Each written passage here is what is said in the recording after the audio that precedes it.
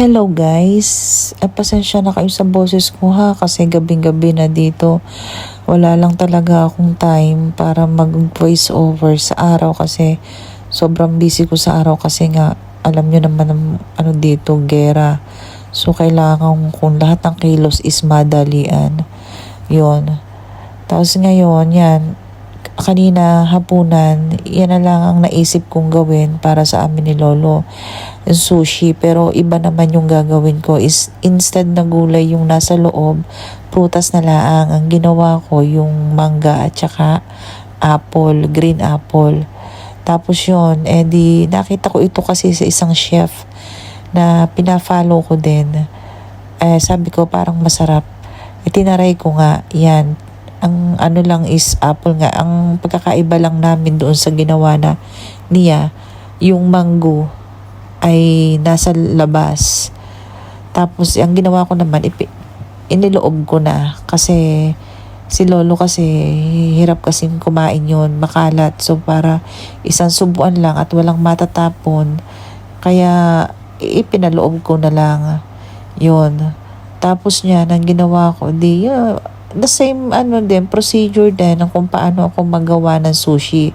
Tapos yung isdang yun, yung salmon na binibili, para siyang salted na salmon. Ano yan pinapalaman yan sa tinapay Tapos yun, ang ginawa ko, siya ko na lang inilagay dyan. Kasi nakita ko rin doon sa ginawa ng chef na yun, ay salmon din. Pero alam ko, hindi siya salted. So, wala na akong choice kasi hindi na nga ako makalabas ng bahay. Lumalabas ako talagang napakadalang. Magaling na yung nag-iingat kaysa So, kung ano na lang yung nasa bahay, siya ko na lang ginamit. Eksakto naman na may mangga nga ako. At yun, ganun na lang ginawa ko. Napakahirap ng sitwasyon namin ngayon dito kasi talagang masakit hindi kami makalabas ng ayos kasi nga ang iniingatan namin yung mga terorista na nakapasok dito sa loob ng Israel. Yun ang aming iniingatan. Pag naman nasa loob kami ng bahay, ang iniingatan naman namin ay yung matamaan kami ng bomba. Kaya ang hirap ng sitwasyon namin.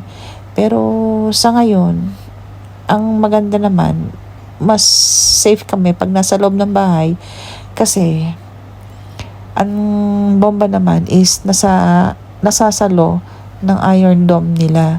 Kaya iba-iba, hindi masyadong nakakatakot. At pag nakapunta naman kami sa safe place, okay naman. Wala namang problema. Kaya walang masyadong, tsaka medyo malayo kami sa gulo. Yun lang ang masasabi ko. So sige, bye-bye na.